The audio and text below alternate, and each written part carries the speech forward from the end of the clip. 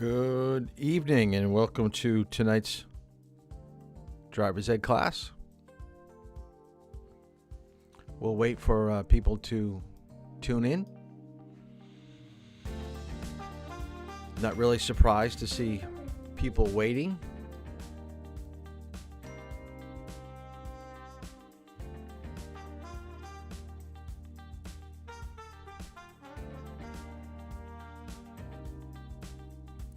The last week of class. So content tonight, content tomorrow. We'll have a little bit of a send-off on Thursday, and then you'll be released to do your final for me. So hopefully, at least everybody that I've seen pop on so far, the four of you, you look pretty good with what you have sent me so far for homework and things like that. But the people that are a little bit late coming in, they're a different story. There's Jack. So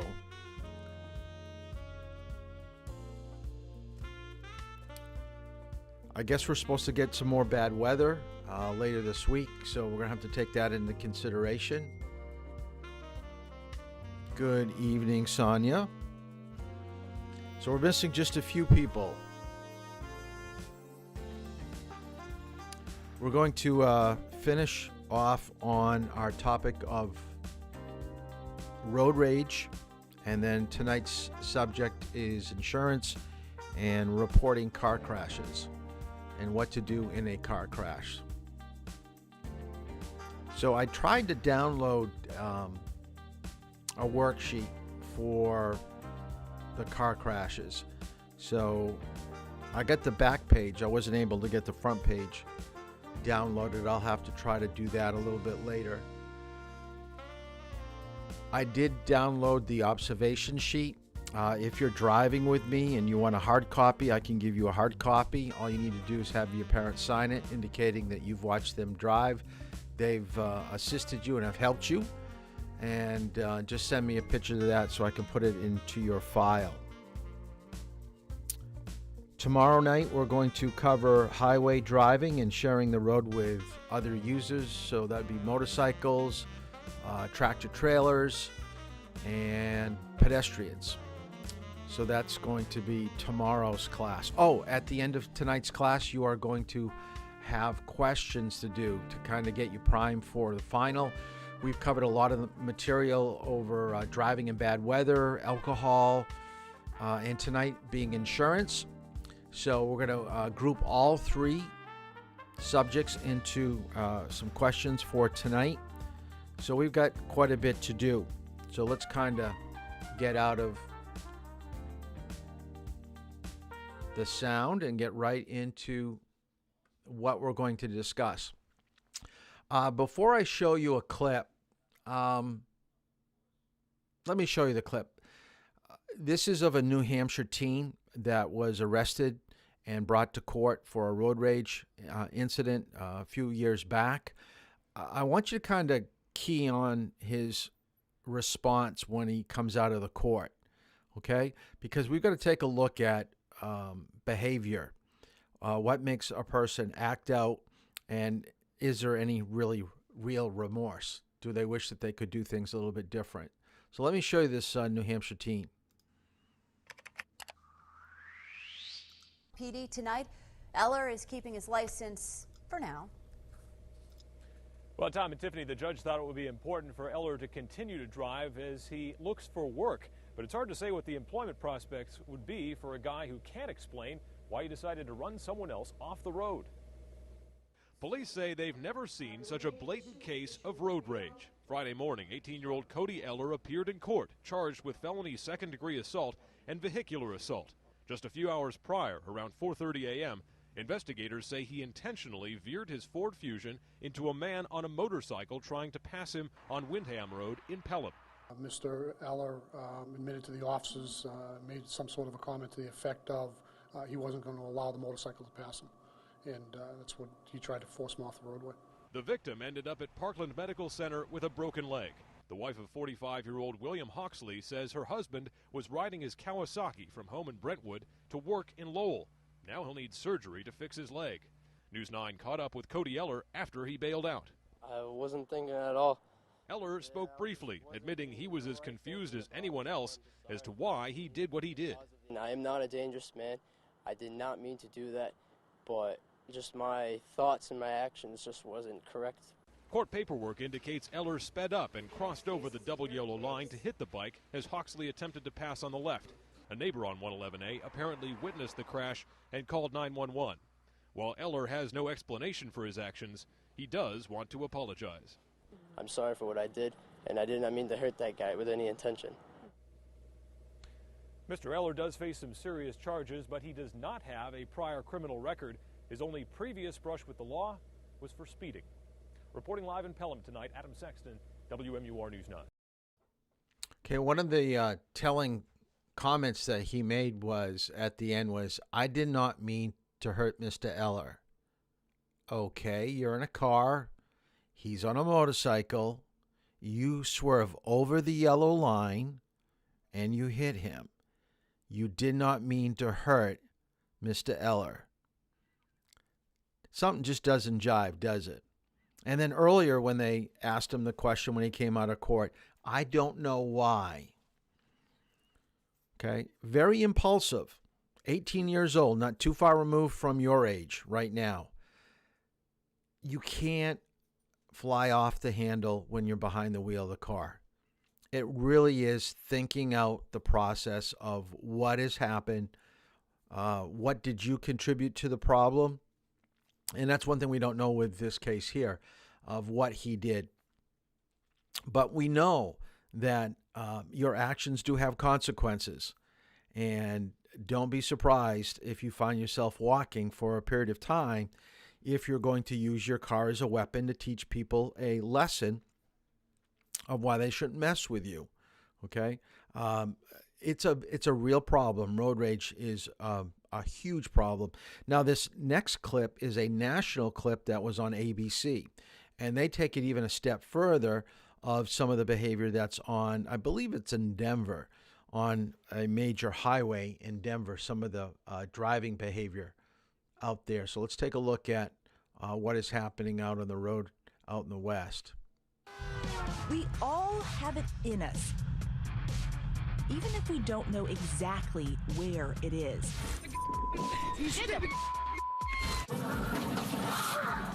A limit, a breaking point, a dark place where civilization ends and animal instinct takes over. And there may be no faster way to get there than right here, on the roadways of America at the intersection of velocity and violence.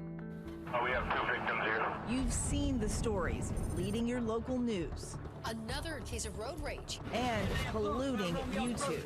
What feels like a daily diet of road rage reports. Just last week, this shocking video of an incident on a California freeway leading to a multi-car crash. Call 911, Chris. Nearly half of all drivers surveyed have experienced some form of road rage. Here in Denver, the Mile High City, drivers have hit new lows. Local officials reporting deadly traffic crashes have been slowly creeping up for several years. We know you're fed up. So are we. We came to see for ourselves. It didn't take long for us to find it. Rocky Mountain Rage. Golly, that guy.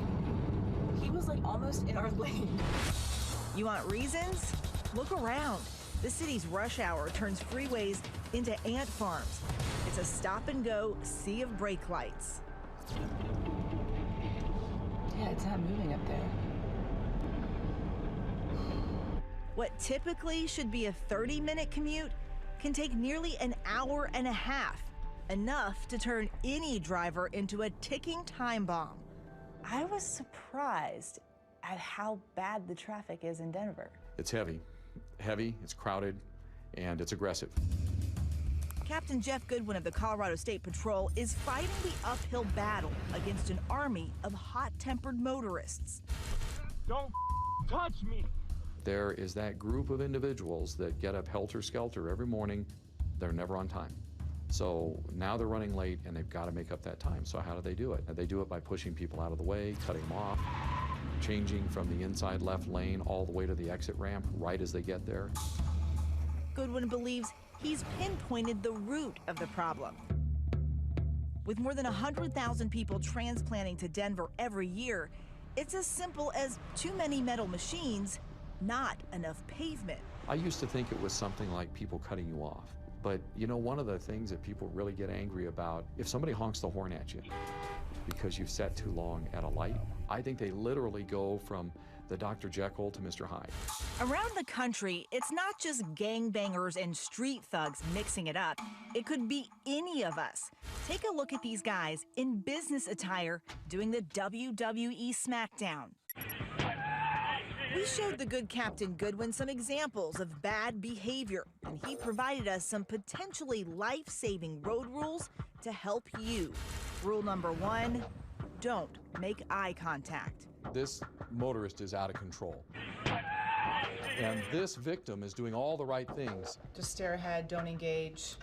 Right.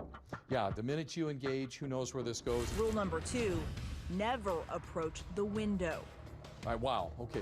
This is more than over the top because now you have a gun involved. So you're gonna pull your gun out? What kind of just...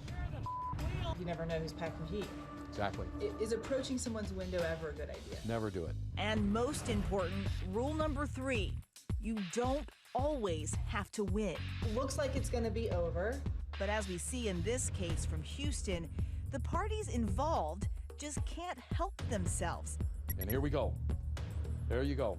I mean, now they're at full-blown fist fight. Right, this is what happens. It gets worse. The longer this goes, the worse it's gonna get.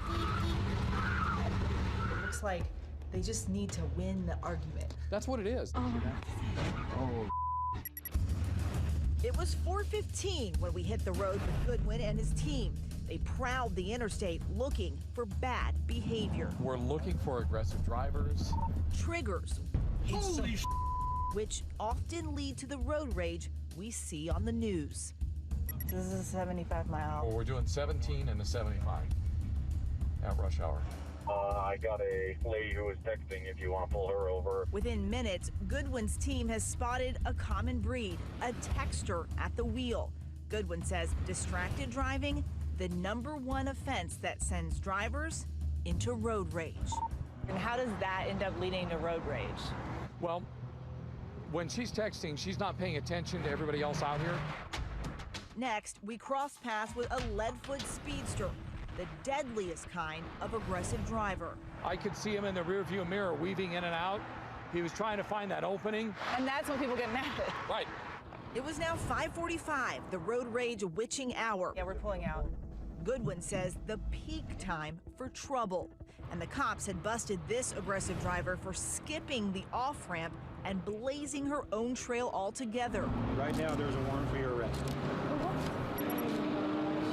Her prize? Some new bracelets and a ride in the fast lane to the county clink. She doesn't have a valid driver's license either, so that's been canceled and denied, so she shouldn't be driving anywhere. We'd found ourselves at a notorious hotspot. So this is the frontage road where we have a lot of our issues. And got a dose of full frontage fury. So people will be frustrated, they'll come off the frontage road, and then they actually will do this, believe it or not. They will drive here. Holy cow, this is so steep. And they will find that steep drop down to the interstate, and they will bounce their way back down into Interstate 25. All because they're angry about sitting in traffic. Off-roading on I-25.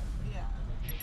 As Friday rush hour traffic mounts once again, we spot this guy who thought he could make up time bypassing all the drivers ahead of him, riding along the road's shoulder. But he's going nowhere fast today. Over here. Hey, sir, do me a favor and stay in your car while we do this business, okay? You passed about 7 or 8 cars going alongside them on the right. You went over the white shoulder. That's not a lane for turning. It's not a lane for passing. Like many road rogues, this guy's idea of defensive driving is making excuses for his alleged moving violations. He even called 911 to complain about being pulled over. He stopped me first on the train track with the train coming down the road. And now that he's caught, he's upset, just is not in agreement at all with what's going on here. So that's his beef. There goes a guy. There he goes. Next, check out this blue truck. The driver has jumped the median, passing up other cars, hightailing it the wrong way into oncoming traffic. Captain Goodwin pulls him over, hand on the holster. What was it? You got kids in your car. I haven't seen anybody drive that aggressively in years. He's doing about 90 miles an hour. He damn near hit several cars back there. I charged him with reckless driving. He just didn't plan on having any law enforcement around to stop him today. You don't think it's just a Y chromosome thing? You see a lot of aggressive driving from both sexes. Everybody drives crazy. Yeah, it's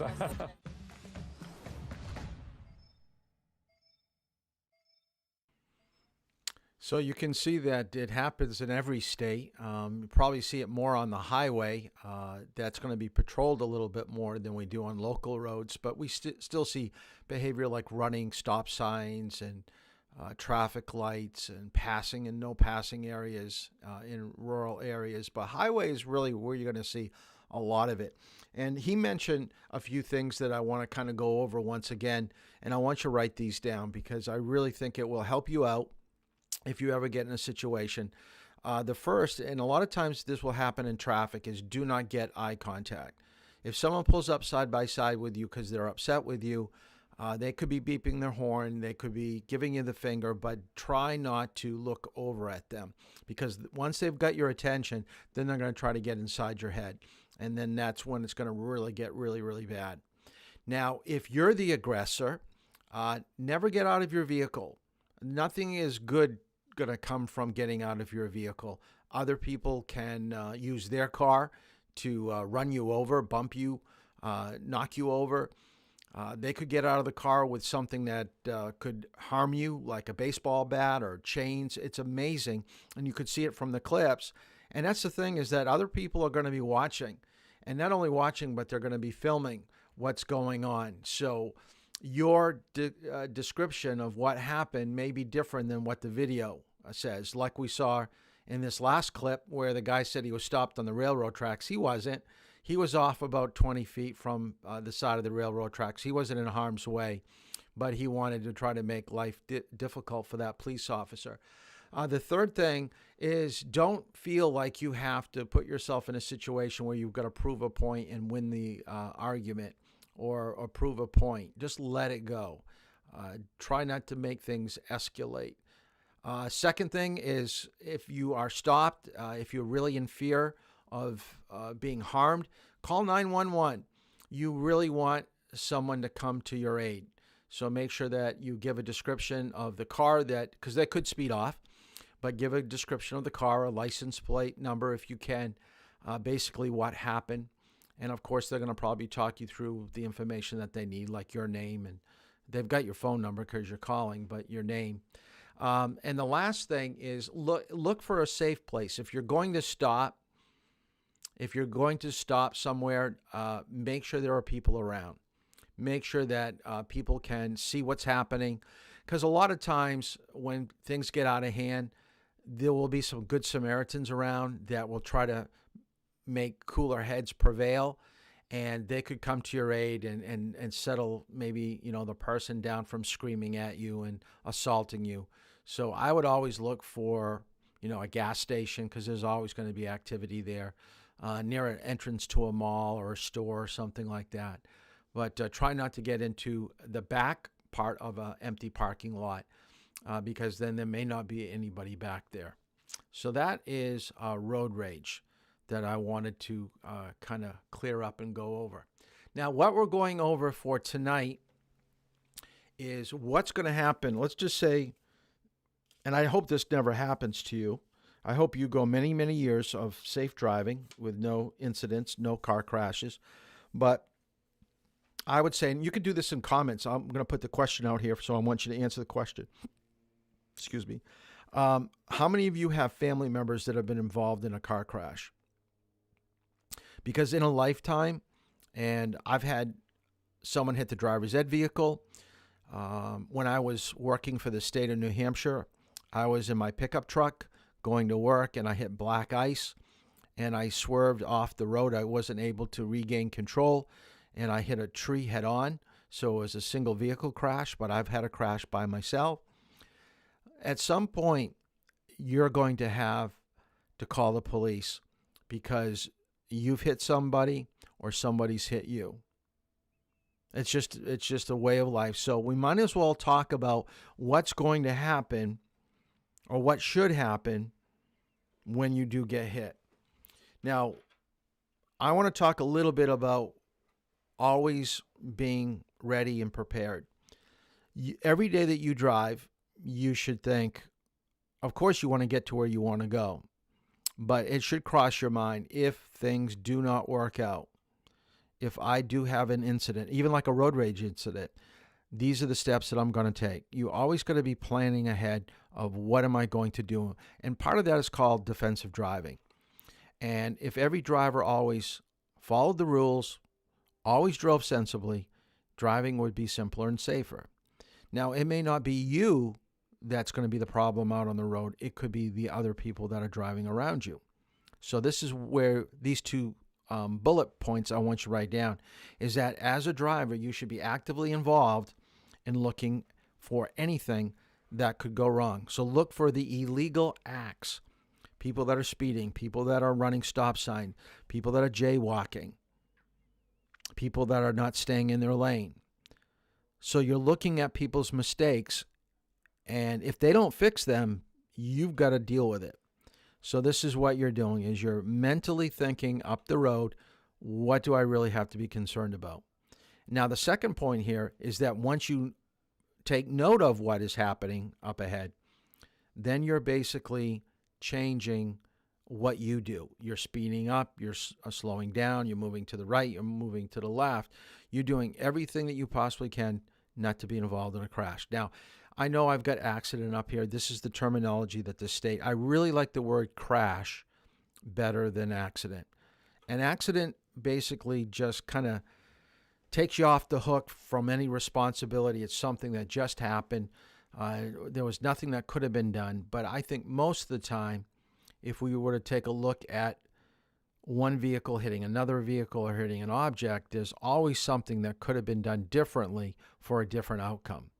That's why I like the word crash. So what can we do behind the wheel? Keep our eyes moving. Okay, make it like a video game. Looking for those areas that you think things may be happening. By having proper following distance, remember this is going to be on the final, 4 seconds. 4 seconds is the distance you want to be behind other people. That's what they're going to be testing you on. And then always expect the other driver to do the wrong thing, because it will never take you by surprise. You're going to say, yeah, I knew he was going to do that. I knew he was going to go into my lane because he wasn't looking. He was looking at his phone. I could tell through the windshield. So let's just say that you are hit. Okay, so what can you do? Probably the most common type of crash where you're not at all at fault.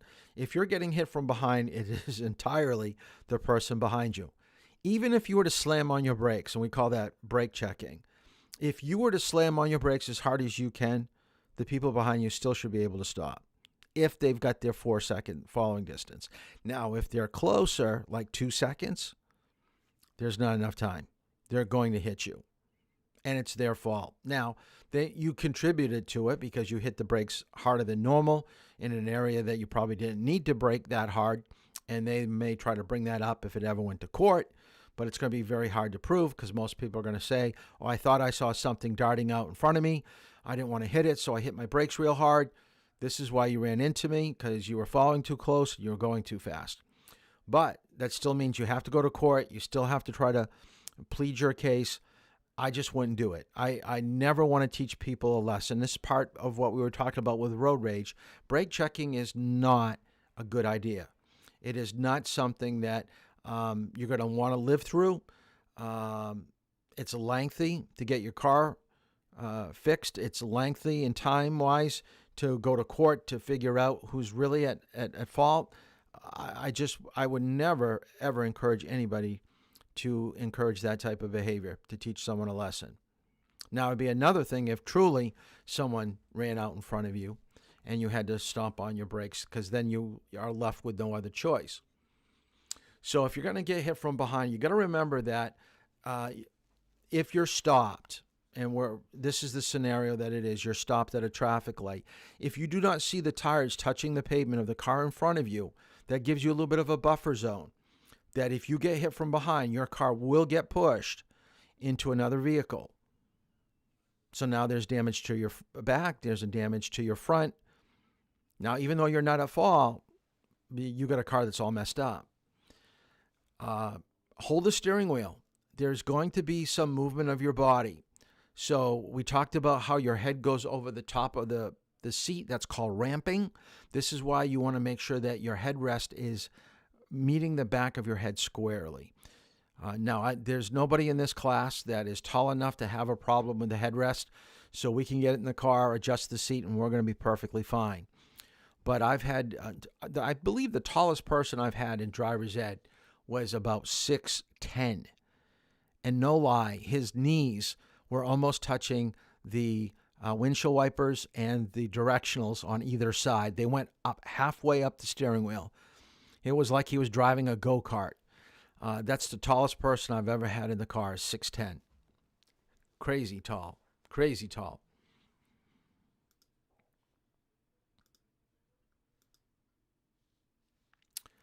If you're going to be hit from the side, okay, I want you to write down in your notes, where would you be hit if someone's going to T-bone you? Most likely, it's going to be at a stop sign or a traffic light. This is where you're so focused on looking straight ahead that you forget to look left and right, because you got to remember, people do run traffic lights. People do run stop signs. Never think that you've got safe passage through that intersection without checking. Now, you can also get hit from the side from people coming out of parking spaces. This is perpendicular or angle parking. They're not looking correctly over their shoulder, or they're coming out too far, or you're too close to the parked cars going through town. So what you want to do here is to make sure that you do not get pushed into oncoming traffic. Be ready to steer away from oncoming traffic if you get hit from the right side of the vehicle. You could get T-boned from the left, but I would say it most likely would happen from the right. Now, the worst of all crashes are being hit from the front. So if you're wearing a shoulder strap and a seatbelt, and I don't agree with this, you don't have enough time to put your hands up. You've got an airbag in your car. The airbag's going to do its work. But if you are in an older car, or if you're in the back seat, let's say you're a passenger and you're not a driver, you do want to put your hands up to protect you if you do not have use of an airbag, because your arms will cushion any type of blow that's coming towards you. All right? So you've been hit, whether it be from behind, from the side, or to the front. Now you've got to live through the traumatic period of dealing with the person that hit you. Now you've got to get out of your car and start putting the pieces together to find out who this person was and getting help on its way to help you. So the first thing that's listed here is probably one of the most important, is stop. And I want you to write down in your notes, it is never a good idea to drive away. Now, you would think stop is the obvious thing because we want to be responsible. But think about why, and let's just say that you weren't at fault. Let's say it was somebody else. Somebody hit you. And you're getting ready to get out of your car to exchange information, but the person that hit you drives away. Why would that person do that? Why would they be so irresponsible? Well, let me tell you. It's probably because they have a suspended or revocated license and they don't want to get into additional trouble. They shouldn't be driving anyways. It could be a person that's under the influence of drugs or alcohol. Or I guess it could just be plain that they don't want to be responsible, but it's probably an underlying situation where they shouldn't be behind the wheel of the car. Now, I disagree with what the state says here on the second bullet. It says if you can, move your vehicle off the road so that you do not block traffic. I truly believe that you don't want to be involved in a second incident. So I can see why they want you to move the vehicle, because you don't want to get hit again. But before you move your vehicle, and I've got my phone with me, so let me X out of here for a second. So before you move your vehicle, I want you to take out your phone, and I want you to take a picture of all four sides. So step away from the vehicle. Take a picture from the back, from the right, from the left, and then take a picture from the front. So you're taking a picture from all four sides and making sure that you get your whole vehicle and the car that's hit you in the picture. So make sure it's back far enough. So do a wide angle.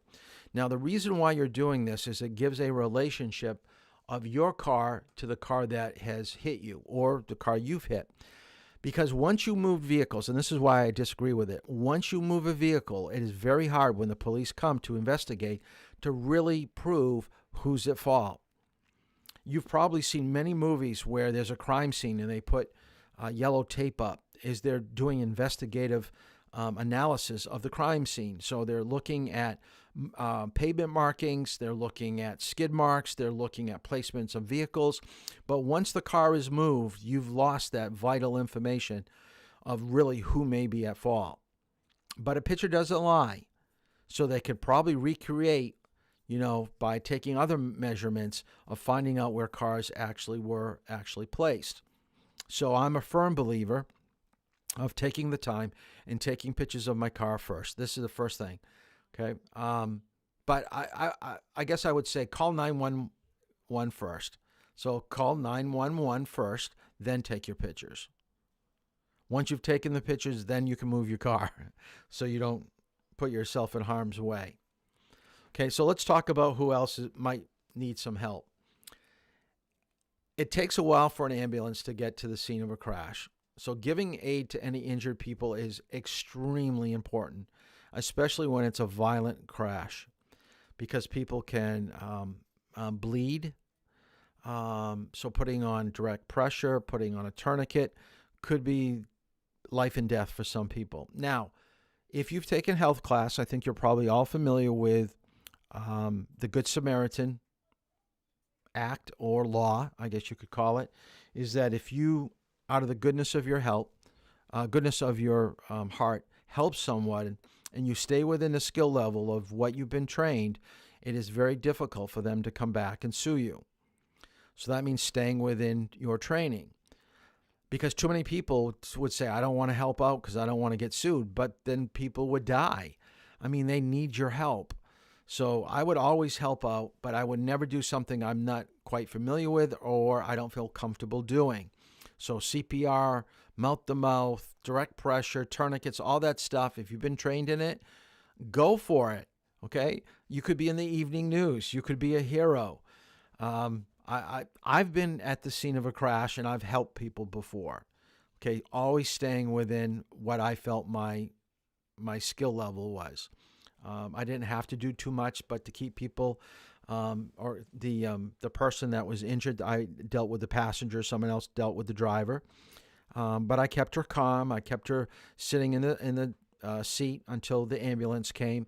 I would not let them get out. Moved their head back a little bit. Made sure that they had passage to breathe. But the person was having seizures. At the time, it was probably 20 years ago, so there was not an airbag on the passenger side.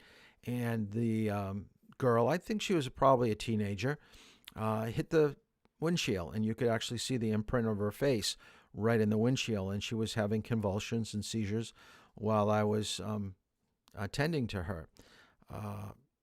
I don't know what happened once the ambulance came. Once they came, EMTs took over. I left. I didn't stick around. So I've always wondered what happened at that crash. I do know that the person that hit the car that I went to was an elderly man, and I did hear that he did pass away. They think that he had a heart attack and crossed the center line and hit somebody. And that happens a lot of times. There are a lot of people driving with medical conditions, and they pass out. They have heart attacks. So be on the lookout. And when they do crash, they do need your medical help. So this is what I want you to do is record the other driver's information. So name, address, license number, state of issue, make of a vehicle, model and year. And this is going to be part of the worksheet that we're going to do for homework. And damage to the vehicle. Part of your homework, so write this down, is I believe that since you're all getting your license soon, within the next probably month and a half, you should know who your insurance company is, because if you're involved in a crash, the person that you've hit is going to ask you. And the worst thing for you to say to a person that you've just hit is, I don't know my insurance company. Let me call my mom. They're going to be looking at you. You're a licensed driver, and you're still relying on your parents to help you out with all this stuff. You should know this. So that's what we're going to do. So after tonight and into tomorrow's class, everybody should know who they have for an insurance company. Get the names and addresses of all people involved. Now, what I normally do, and I think I've got it. Actually, do I have it? I don't have it. I thought I had it. Let me go ahead here just a second. No, I don't.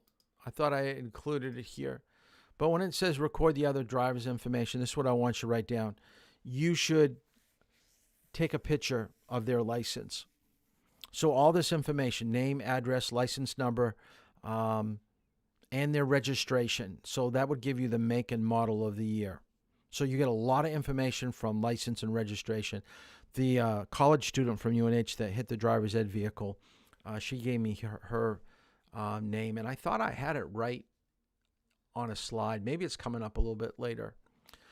Give the other driver the same information, so give them your license. Let them take a picture of it. Also get their email so you can correspond. Sometimes it's better than talking to people is to write things down, so then emotions don't, leak through. And then you're going to have a running tally of conversations if it has to go to court or get your car fixed.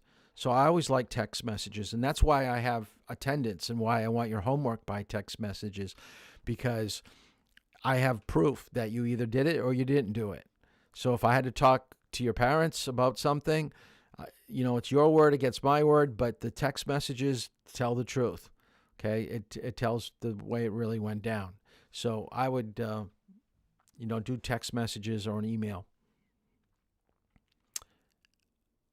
If the crash involved a parked vehicle or property, you should leave a note indicating, okay, who you are, what your phone number is, and how you're going to deal with it. And you should call the police. Let the police know what basically just happened. And of course, since there's damage to a vehicle, you should be notifying your insurance company and give them complete information. Now, most insurance companies, we're going to see this at the end of tonight's class, we're going to see a video of an app that you can use to send this information to your insurance company. So most insurance companies have an app that you can use to do this whole procedure, which is pretty helpful. The other important thing to remember is that a lot of injuries are below the skin, and concussions and soreness and back problems, because you're in shock from the crash, you may not really know the extent of how bad things really are. So what you should probably do is go see a doctor and let them, take some x-rays, take a look at what is happening. Here's a person that put the wrong kind of note on a vehicle. My name is Jack. I accidentally hit your car. Someone saw me, so I'm pretending to do the right thing and write down the details. Sorry. Okay, that's not the kind of note that you want to leave. Now, all crashes have to be reported. So this is going to be on your test on Thursday. This is so important to realize that if you do not file a report and the person that you hit does, they're going to come after you. There is a ticket. There's an offense of failing to report an accident. So it says New Hampshire law requires. So if it requires it, you have to do it. If you don't do it, there are going to be consequences. So what you need to know, property damage, over $1,000, and let me clue you in that most crashes now, a fender is going to cost you $1,500. So most crashes, unless it's like super minor, you're going to file a report to the DMV within 15 days. If an officer investigates, you don't have to file it. They'll do it for you. I still file it. Okay? I still file it. And I'll ask the officer, are you going to file this? Now, Portsmouth, we got sideswiped many, many years ago. It wasn't really too bad. The one in Durham was a lot worse. Portsmouth is terrible for their police for filling out reports. They really put it in your lap, and they don't want to get too much involved in it. So be wary if you ever get involved in a crash in the Portsmouth downtown area. If you arrive and you've seen a crash, park your vehicle well off the road for a distance of 200 feet. Put flares around your vehicle to let people know that you're stopped there. Call the police. Try to get people out of the car. Stay within your training. You don't want to move someone with head injuries or back injuries because you could complicate things a little bit. So I would probably wait. Unless there's a reason that the car is going to ignite, then by all means pull them out. But for the most part, you're not going to be dealing with injured people that are severely injured. That's probably above your pay grade. So wait for the EMTs. Here we go. I think everybody is familiar with this little stretch of roadway on Madbury Road. So right between that silver car and the white car is an entrance to go to Hop and Grind. And that's where the coffee shop, Saxby's, used to be. That is the intersection where the driver's ed vehicle got hit. We could not see where the red and silver vehicle is. There was a car that was hidden and came out on a Saturday morning right around 10 o'clock, and they hit the driver's ed car. So let me show you. Okay, there's the damage. There's the damage to the driver's ed vehicle. Looks horrendous, doesn't it? Looks really, really bad. I think that's the only damage. I don't think there was anything else. Could be a scratch on the back door a little bit. But see that little dent right there? That was $3,300. $3,300, and it took me over a week to get my car back. So this is why I say you don't want to get involved in crashes. It's just a hassle. There's the damage to the car that hit us. That doesn't look too bad. You can see the white paint. You could see some scrapes. Okay, that's the damage. Now, here is the registration. This is what I was talking to you. I knew that I took a picture of this. This is what you want to get. Ask for the registration, and I've just kind of blacked out some of the important information. But this is also the information from the girl that hit me. Okay, so I didn't have to fill out the form right off. They said just take the picture and you can do it at home. You don't have to do it right now, which is kind of cool. And the police took down all the information in Durham. They did a really good job, really good, and helped the student, process what she needed to do. It's funny, when she hit the driver's ed vehicle, we were waiting for the police. Guess what? This college student now, okay? She calls her father. Okay, and the first thing I hear her say to her father is, "Oh, Dad, I just had another crash." So this is not her first. So she must not be a very good driver if she's had already multiple crashes. So I thought that was kind of ironic. To be honest with you, I wouldn't be surprised if she was on her phone. I couldn't tell at the time because I could barely see her. If you arrive at the scene of a crash, and there's a fire, get people out. You just never know how quickly fire is going to spread. So if you see smoke, suspect that something's going to ignite, because a lot of times when oil and gas leak and there's some sparking from the battery maybe because the cables have been disconnected, whatever. Or, in the third bullet here, if there's electrical wires, if you hit a telephone pole and snapped it in two and the wires are on the ground or on top of the vehicle, you got to remember there's a live current that's around the scene. So be very, very careful. So if you are in a vehicle that has hit a telephone pole and there's wires on your car and you're still alive, call 911. Don't get out of the vehicle. A lot of people get so scared they inadvertently open up the door and step out. The minute you put think about this. If you're sitting, and I think all of you are, I'm standing up right now, but if you get out of your vehicle, the first thing you do after you open up the door is you take your left foot and drop it onto the ground.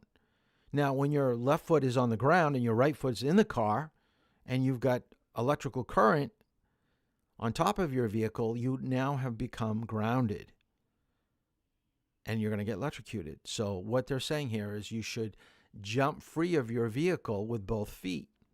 So the best thing to do is, if you can, is to climb to the top of the car and jump off the top, or open up the door, stand on the door jamb, and jump out with both feet. That way, you're not going to get electrocuted. I always would say just call the police and the power company will come out and turn the power off. Give aid to any injured people. We've already kind of discussed that. Stay with injured people.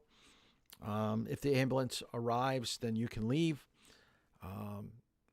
The worst thing that's probably happened to us now, you would think getting hit by another car, but we're in the car. Everybody was safe. The car was still drivable, so it wasn't the worst thing in the world. But we have hit a dog. That by far was the worst thing that has ever happened in the driver's ed car. And it was so traumatic to the driver that he did not want to drive the rest of the hour. He asked me if I could drive back to the school, and I had to drive. We did find the owner. It was on Route 4. It was not an Oyster River student. It was someone from St. Thomas. We had to call the police, and the dog did not make it. The dog was loose, and once again, the owner admitted to the police officer this was the second dog that he had lost. So my thought is, why wasn't the dog on a run? Why was the dog loose where it could chase something? Now, you all know I have a brake. I can grab the steering wheel, and some of you I have grabbed the steering wheel when we've been driving. That day when the dog came out, I could not speak out what I wanted the driver to do. I didn't have enough time to hit my brake. I didn't have enough time to grab the steering wheel. I want you to realize things will happen bad in a car. They will. You try to avoid it. You try to eliminate these things, but just realize sometimes you're just at the wrong place at the wrong time and things happen. I didn't blame the student. He continued to drive, I think, the following week after he settled down a little bit. But you have to get back behind the wheel again. It wasn't your fault. Okay? And you need a license. A license is something for every adult. I mean, that's part of life. Getting to work, getting to places. So a license is important. So let's talk a little bit about insurance. If we go by the average age of life expectancy for most people, I think it's in the high 80s for women and the low 80s for men. So if we take your age of 16 and go to, let's say, 81 for a male, okay, you're looking at 65 years of driving. Every year, you're going to be maintaining, registering, maybe a car payment. Driving a vehicle is extremely expensive if you're doing it for 65, 70 years. Insurance is one of the biggest costs that you'll ever have to pay. So if you take good notes tonight and put into practice some of the things we're going to discuss, I will guarantee you'll save hundreds of dollars, if not thousands of dollars, over the next couple of years. Most people don't really think out the process of insurance, purchasing insurance. What type do I need? How much do I need? So let's kind of break it down. Every state except 3 in the country requires some type of liability insurance. New Hampshire is not one of them. So New Hampshire has no mandatory liability insurance law. So you drive at your own risk. What does that mean? That means if you're over the age of 18, so under the age of 18, you've got to be put on a policy because you're not an adult. So someone's got to be responsible for you. So it's your parents. And that's usually by an insurance policy. But once you turn 18 and you bought a $1,000 car and you don't have any money for insurance, legally you don't have to purchase it. Legally you don't. But you need to remember, if you hit somebody and you do $20,000, $30,000 of damage, that's coming out of your pocket. That's why you have insurance. Insurance pays the other person to make them whole, to make them better. So that's talking about hospital bills. That's talking about fixing the car. You're trying to get whatever it is, the person or the vehicle, back to whole. Insurance will allow you to do that. Now, it may be expensive to pay, let's say, $1,500 a year for insurance, but if you went out and did $20,000 of damage, that's a lot more money. That's a lot more money. So that's why it's always a good thing. Now, an SR22, okay, is something that they're going to require you to have. So you drove without insurance, but you were involved in a crash. Once you want to start driving in New Hampshire again, they're going to make you get this type of insurance. This is expensive. I'm going to show you a clip. Now, one of the reasons why you would have to do an SR22 was because of an alcohol incident. If you get a conviction for drunk driving in New Hampshire, they make you get this type of insurance. Now, this is insuring you as a driver. It has nothing to do with your car. It has to do with you and your judgment and your thought process and your skill level as a driver. So an SR22 in the state right now, I believe, is between like $4,000 and $5,000 a year. That's a ton of money just to be able to drive. So you start fooling around in a car, getting a lot of tickets or getting a DWI or injure somebody or drive without insurance and hit somebody, it's going to be expensive to get back out on the road again. So let me show you the clip from this attorney about SR22s.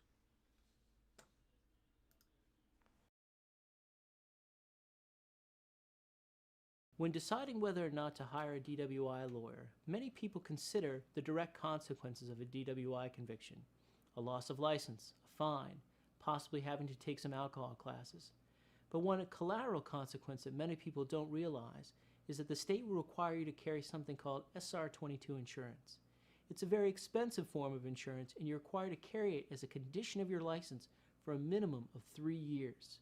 Now, I don't sell insurance, so I can't tell you what the specific cost would be, but I know that the expenses are absolutely astronomical. That's why it's important to consider all the consequences when determining whether or not to fight this charge. I'm attorney Ryan Russman, and I look forward to meeting with you. So you can see he wouldn't actually give you a rough estimate. He doesn't want to do sticker shock, but he knows. He knows it's around $4,000 or $5,000. It's pretty expensive. New Hampshire is the costliest state for new drivers. Here's a breakdown of the 10 costliest states in the union for teenage drivers. New Hampshire, number one, at 111%. So you're paying well over what most other people pay for with insurance. That's crazy. But notice a lot of New England states. You got Rhode Island, you got Maine, you got Connecticut. It's expensive to drive the Northeast. These are situations that I mentioned earlier about why you'd have to have an SR22. So let's take a look at insurance. Now, I want you to take down some notes. I'm going to break it down after the video here. This is an insurance agent, and so this is her expertise. She's going to explain the different components of insurance. So let me kind of explain insurance. Insurance isn't just one blanket payment. Let's just make it really easy, $1,200. So insurance for the year is $1,200. Well, that's my insurance policy. But within that insurance policy, they break it into subcategories. In each subcategory, there comes a price to that. And she's going to talk about collision, comprehensive, and liability. So every component has a money value. And at the end of the video, I'll explain why you may not want to have some of these components. So when you want to lower your $1,200 and still have adequate insurance, Then you're going to drop some of the ones that you probably won't ever use or that are kind of covered by other types of insurance like medical insurance or health insurance that you already have. So we'll talk about that after the video clip. So here is a woman from Liberty Mutual explaining car insurance. Hello, my name is Lisa LaLiberty. I'll be speaking on the basics of auto insurance. For most people, buying an automobile is their first major purchase. Actually, a new car is second only to a home as the most expensive purchase many consumers make. With vehicle prices averaging over $28,000, it's easy to see why one would want to protect that investment. Before we talk about coverage for the automobile itself, I'd like to start with what many people believe is the most important coverage of all, liability coverage. Liability coverage pays for the injuries or damage you or someone driving your car cause to other people or their property. The two liability coverages are called bodily injury liability and property damage liability. Every state has different laws dictating the minimum coverage you must carry for this. Some states require you to prove you have insurance before registering a motor vehicle, and other states use the honor system, where you only have to provide proof if you have an accident or violation. A typical state-required minimum coverage is 25, 50, 10, and I'll provide an example shortly to explain what that means. There are 4 states that do not require drivers to carry any liability coverage. Just because it's not required by law doesn't mean you don't need it. Let's say you have an accident. You're distracted momentarily and rear-end the BMW in front of you.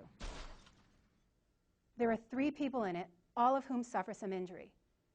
If you're carrying liability coverage of 25, 50, 10, that means your insurance company will cover the cost of any one person's injuries, rehabilitation expenses, pain and suffering, and time lost from work up to $25,000.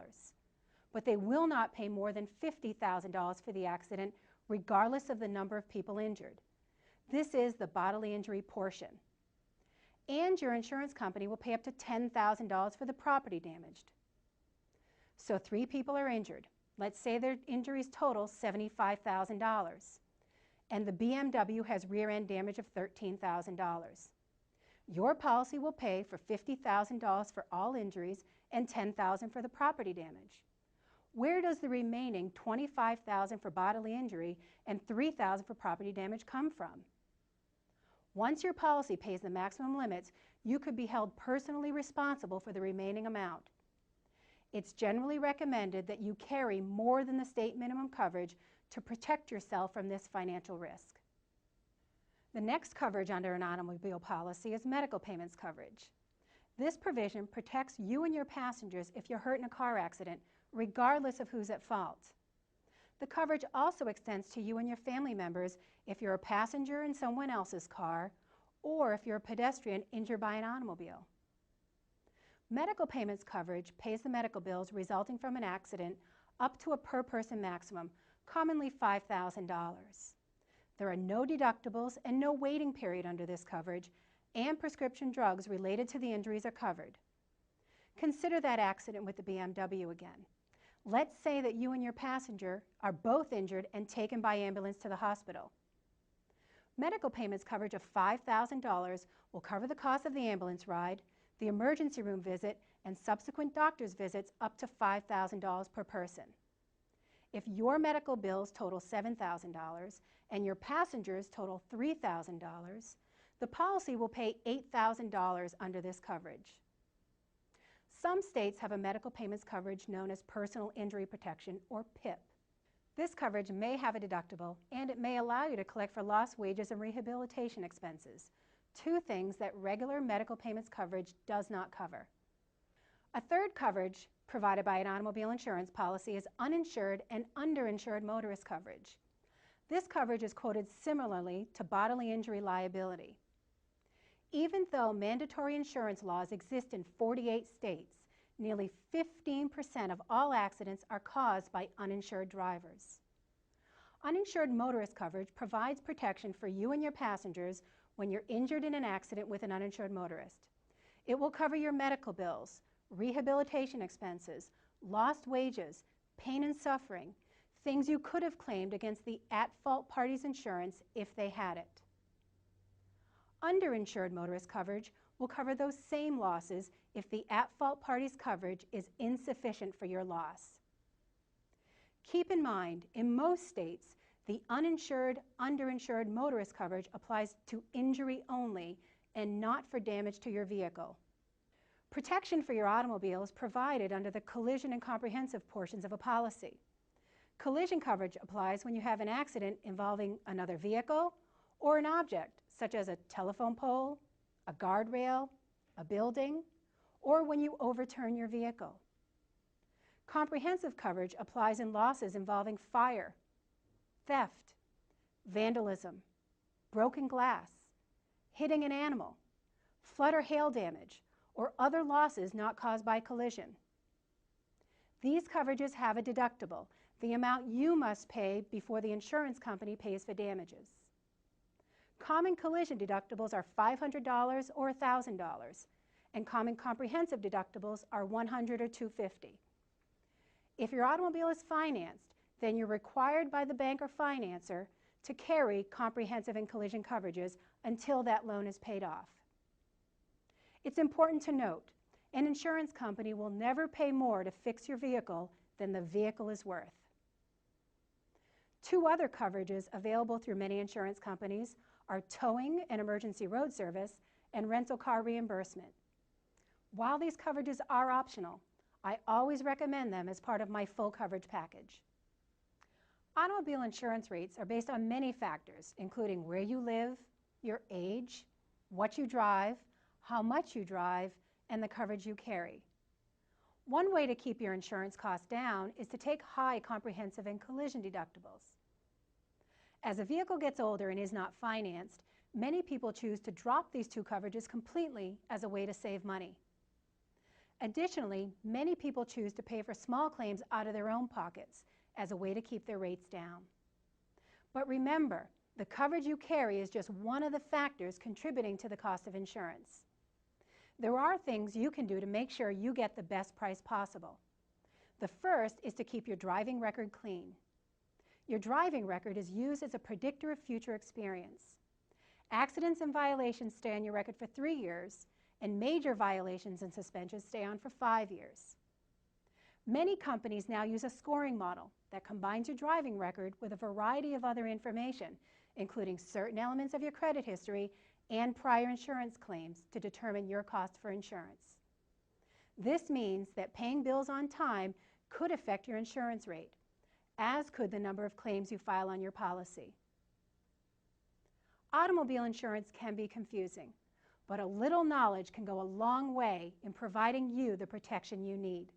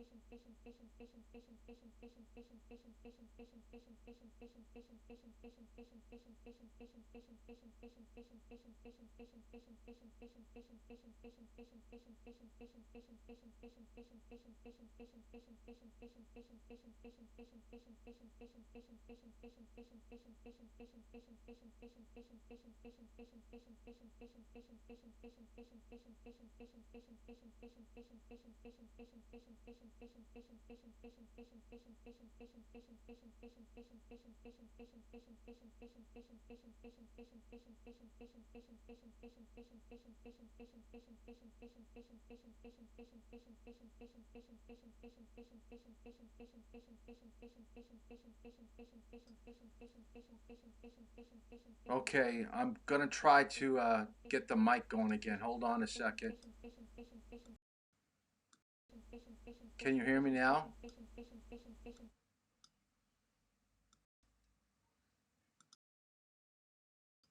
How about now? Can you hear me now? I'm gonna go to the computer. I think you should be able to hear me now. I'm gonna do the computer microphone. For whatever reason, my regular microphone's not working right now. So just give me a heads up or let me know by a text message that you can hear me now.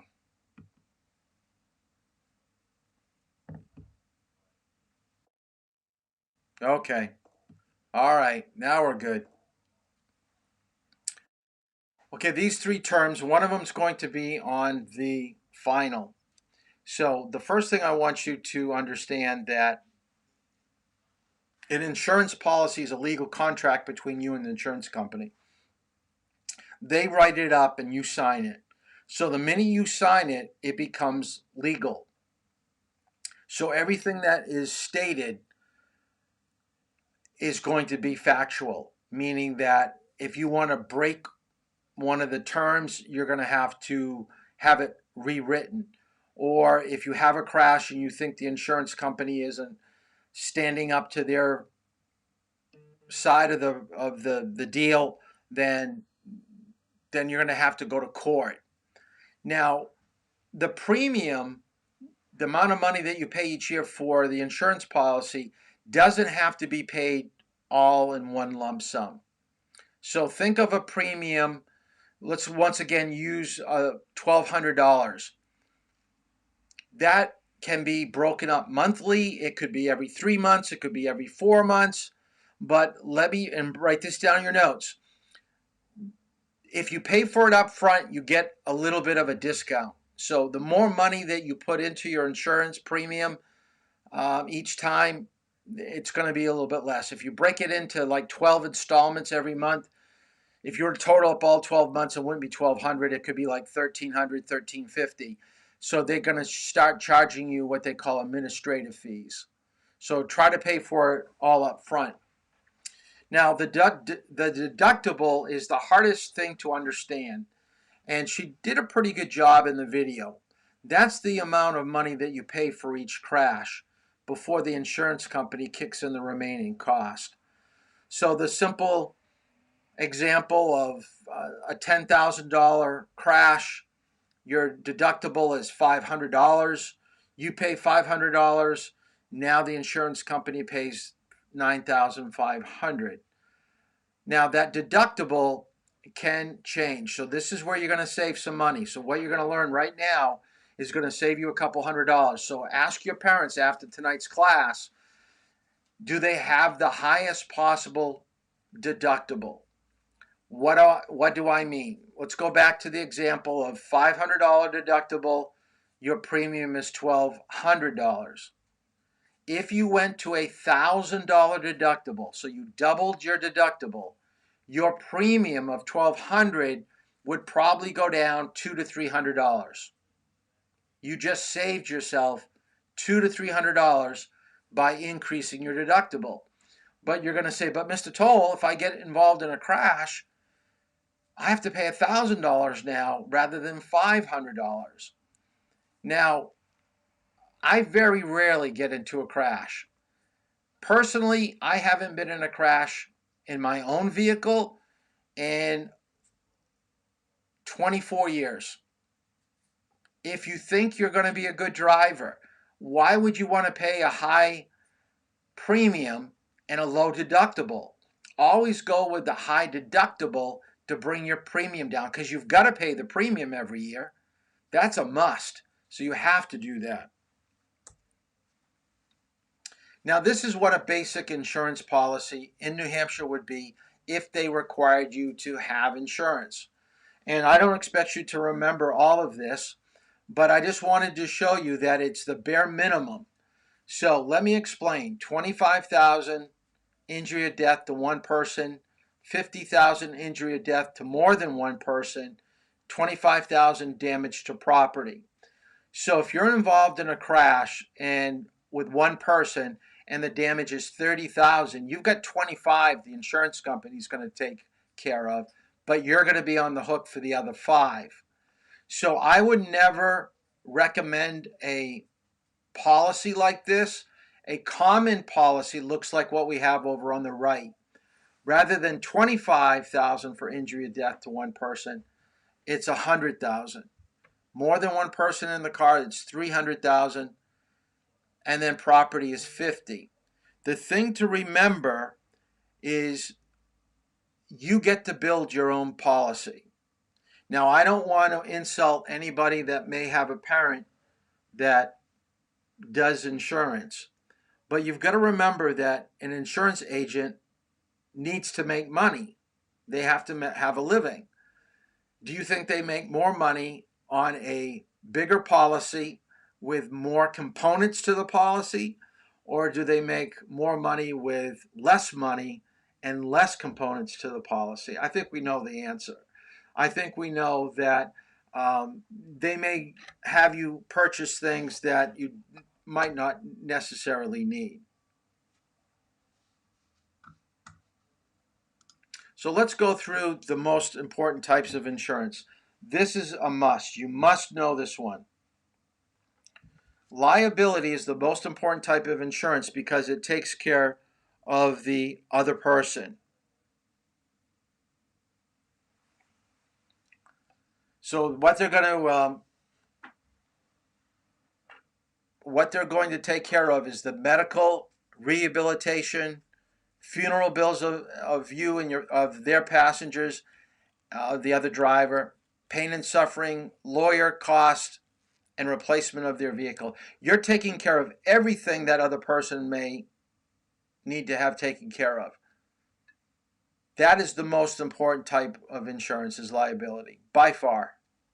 Don't skip on liability insurance. Now, the next two policies are collision and comprehensive. Now, collision is what you do to your vehicle. That means you're going too fast around a corner, you go off the edge of the road, and you hit a tree. You're the one that did it. It was your bad driving, your reckless driving. But your insurance company will still repair or replace your vehicle. Now, comprehensive deals with damage to your vehicle because of natural disaster or a storm, or like being vandalized, like in a riot with the Super Bowl. Could be a flood. But like we said earlier, you want to keep the deductible as high as you possibly can. And then when your vehicle gets a little bit older, then you should probably drop coverage, because the value of your vehicle just isn't worth having the insurance policy on it. Personal injury, put this in your notes, you may not want to cover because you have good medical insurance. Now, usually if you have some type of personal injury, it's for a trip to the emergency room. And it's usually tapped off at around $5,000. So even though you use all $5,000, then your medical insurance would probably take over from there. But if you've got good medical insurance, you may just want to get rid of it entirely.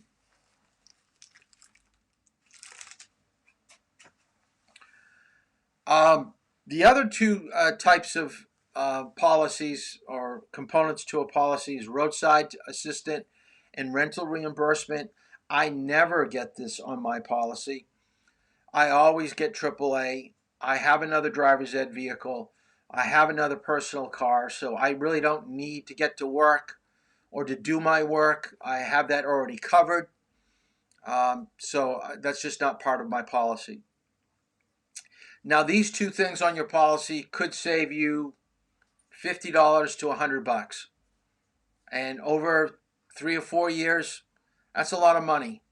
That's a lot of money. So make sure that you look at your policy. Make sure that you have a basic understanding of what you're paying for. Now, this is a big one in most states, uninsured. This is a person that doesn't have insurance or they don't have adequate insurance, and your insurance company will make good on your vehicle replacing it and take the other person to court. Even though you're not at fault, they will do all the legal work for you. It's really a good type of insurance to have. And Massachusetts is one state that it's required. New Hampshire's not. Another question that people might have is, wonder if I borrow somebody else's vehicle and I'm involved in a crash, does my insurance company pay for it? Or does my friend's car, the car that I borrowed, and if you take a look under the picture, it says it's your insurance policy that's responsible for your car when someone else is driving it. Okay, so what I want you to write down in your notes is don't let your friends drive your vehicle or your parents' vehicle. So the myth is that your friend is borrowing your car and has insurance, and it's your friend's insurance policy that covers any damage. That's not true.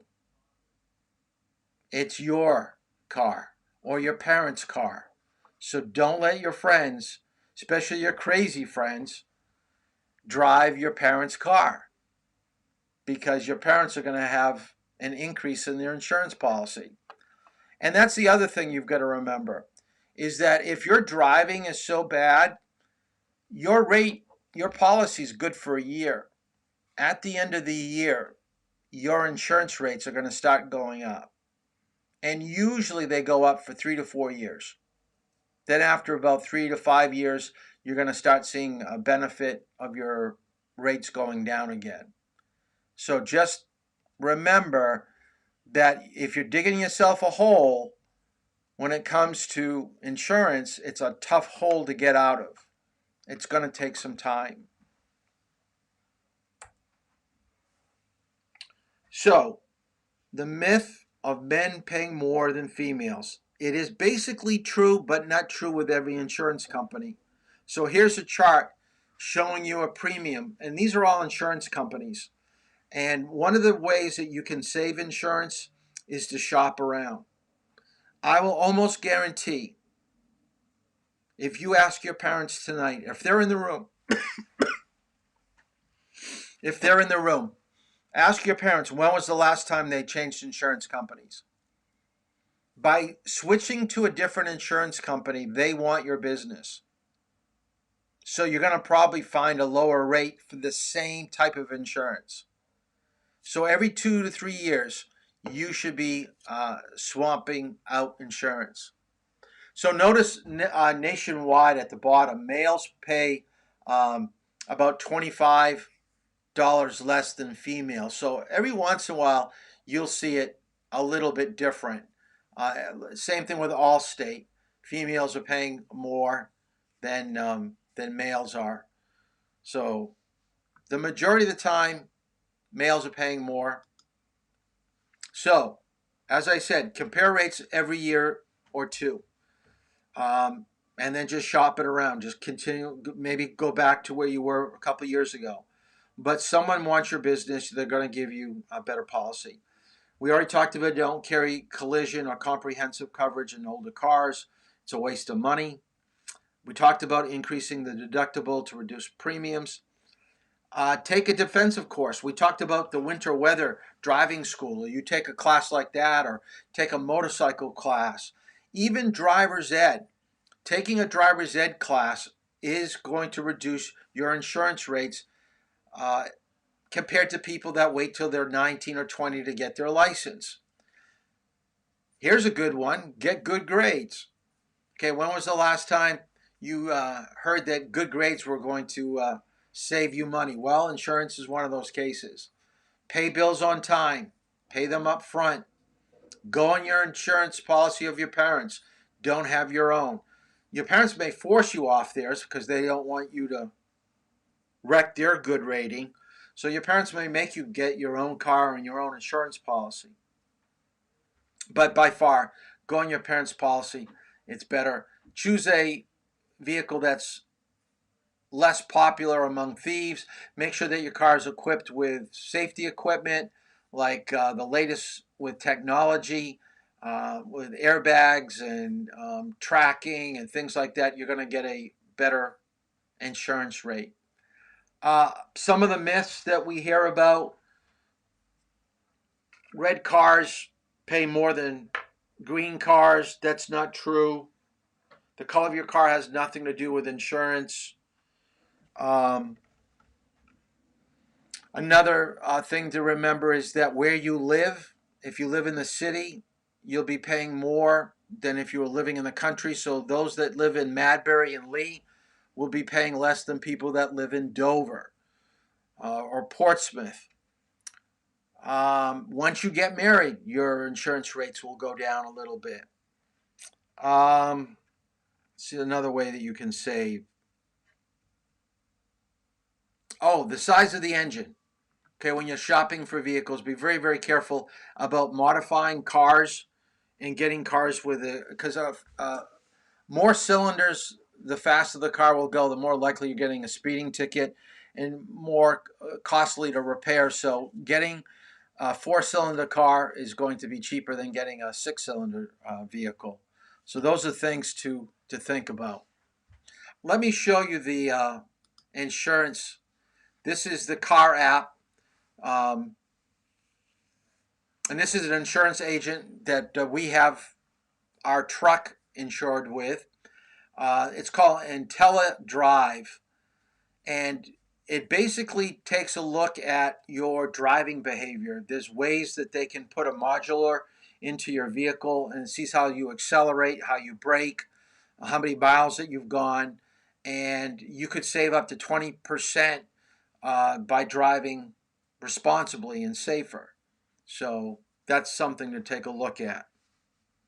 And then the last thing is the Allstate app, when we talked about having an app to file a report. So let me show you Allstate. When small accidents happen, don't let it take up more time than it has to. Let Allstate's Quick Photo Claim help get you back to your routine without the extra hassle. Once you've downloaded the Allstate mobile app, you can use Quick Photo Claim to submit your damages easily on your smartphone. The Quick Photo Claim feature within the Allstate mobile app is designed to use photos of your vehicle to provide a repair quote for minor damage without having to meet an adjuster or visit a body shop. To begin, make sure you're in a safe, well-lit area and that you have a good cellular connection.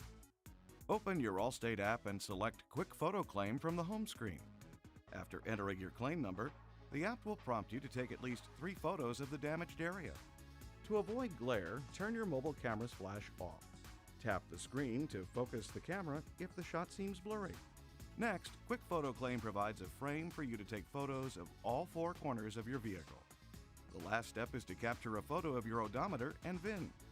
The app will show you multiple locations where you can find your VIN on your vehicle. After the photos are submitted, an adjuster will review the information. Claim payments can be set up through the Allstate mobile app if you are registered and logged into My Account. Small accidents don't have to be a hassle. Download the Allstate mobile app and let Quick Photo Claim handle your fender bender in no time. Available for download in the App Store or Google Play.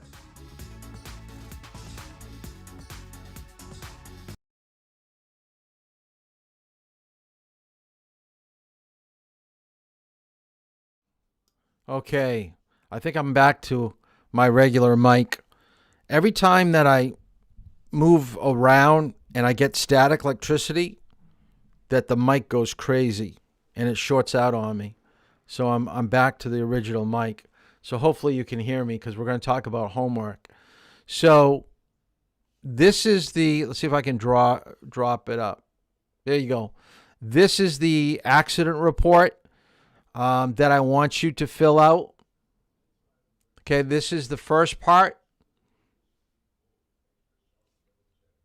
And I'm going to put, this is the part that I think didn't get logged in on Facebook remote. So I've got to do this one. There's another one too. I think it's this one. There we go. That's the one that I've downloaded on remote Facebook page. But I got to put the other one on too because it just didn't work. And this is your homework for tonight. I'm also going to give you a link to some questions of the classes that we've gone over the last couple nights. Your reading is chapter 11 in responsible driving. Do the questions and read section 11 in the manual. The other thing, we're going to have to start collecting textbooks too. So if you're driving, because you're not going to get your certificate until I get my textbook back. So if we have to make an arrangement for Friday or Saturday sometime to get the textbook back, if you're done with everything, but you've got to be done your homework. So try to get that in this week. And I think that's it. So go to the remote Facebook page to get that worksheets, those 2 worksheets. And I'll also post the questions I want you to do. And remember, your password is JAN 2021. So remember, your password is January JAN 2021, and you'll be able to do those questions. Well, that's it for tonight. We'll see you tomorrow. We'll talk about sharing the road. We'll be talking about the traffic circle in Lee and Portsmouth, getting up onto the highway and dealing with those. Okay, that's it.